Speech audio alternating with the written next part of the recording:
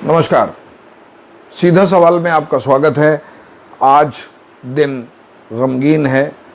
आज इरफान खान की मौत हो चुकी है।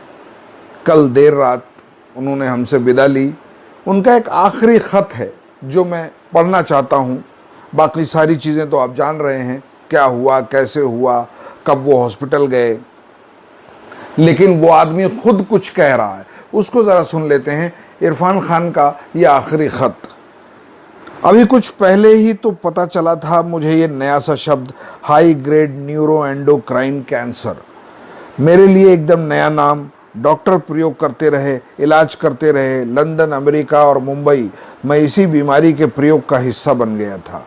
डॉक्टर्स ने तो सांत्वना भी दी थी कि मैं ठीक हो जाऊंगा। मैं वापस लौट भी आया था। मैं तो एक तेज़ रफ्तार दौड़ती ट्रेन पर सवार था, जहां मेरे सपने थे, प्लान थे, महत्वाकांक्षाएं थीं, उद्देश्य था। मैं पूरी तरह से व्यस्त था और तभी अचानक किसी ने मेरे कंधे को थपथपाया। मैंने मुड़कर देखा तो उस ट्रेन का वो टीसी था। उसने कहा, आपकी मंजिल आ गई है, उतर जाइए। मैं हक्का बक्का सा, जैसे झटका लगा हो, सोचने लगा, मेरी मंजिल आ गई है? नहीं, मेरी मंजिल अभी नहीं आ सकती। अभी 53 साल 3 महीने और 22 ही दिन तो हुए हैं, और अभी तो अम्मी उतरी थी पिछले स्टेशन पर। मेरा स्टेशन इतनी जल्दी? नहीं, ये नहीं हो सकता। लेकिन उसने कहा, नहीं, यही आपकी मंजिल, आपको यहीं उतरना है, आपका सफ़र यहीं तक। हैरतों के सिलसिले सोजे नेहा तक आ गए। हम नज़र चाहते थे, तुम तो जहाँ तक आ गए। ज़िंदगी ऐसी ही होती है। आप सोचते कुछ और हैं और ज़िंदगी में होता कुछ और है। मीलों लंबी प्लानिंग, अगले पल का पता नहीं।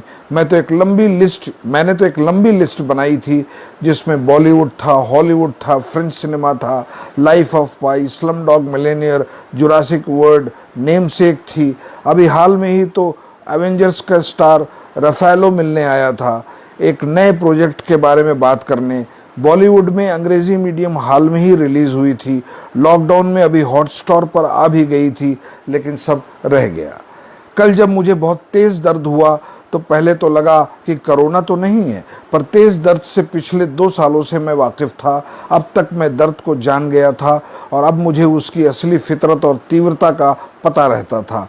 दर्द में वैसे भी दिमाग काम नहीं करता है, न किसी तरह की हौसला अफजाई, न कोई प्रेरणा। पूरी कायनात उस वक्त आपको एक सी नज़र आती है, सिर्फ दर्द का एहसास, जो ईश्वर से भी ज़्यादा बड़ा लगने लगता है।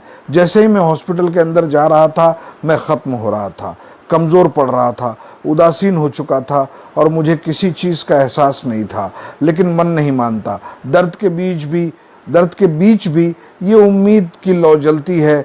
लगता है कि बस चंद पल बाद लौटना है। ज़िंदगी और मौत के खेल के बीच बस एक सड़क होती है।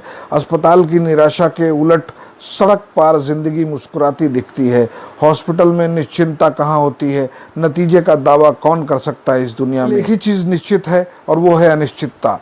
मैं केवल इतना कर सकता था कि अपनी पूरी ताकत से अपनी लड़ाई लड़ूं। मैं लड़ा भी, लेकिन मौत यूं धोबी पछाड़ मारेगी ये पता नहीं था। सफ़र ख़त्म होते होते अलविदा कहने के वक्त कैफ़ी साहब की नज़्में अपने पर कुछ यूं याद आई। रहने को सदा दहर आता नहीं कोई, जैसे मैं गया वैसे भी जाता नहीं कोई। आपका इरफान खान का ये आखिरी ख़त मैंने आपको सुनाया। इरफान खान अब हमारे बीच नहीं हैं, लेकिन उनकी फिल्में एक से एक बढ़ करके जो फिल्में वो दे गए हमें, वो आज भी हमारे बीच हैं। इरफान खान की कमी बॉलीवुड को, हॉलीवुड को और ख़ास तौर पे उनके दर्शकों को हमेशा खलेगी। इरफान खान की फिल्में हमें याद दिलाती रहेंगी कि ऐसा कोई अदाकार था जो हमारे और आपके बीच का था, जो एक्टिंग करते हुए भी नॉर्मल लगता था, जो एक्टिंग करते हुए भी नेचुरल लगता था। इरफान खान आप बहुत याद आएंगे।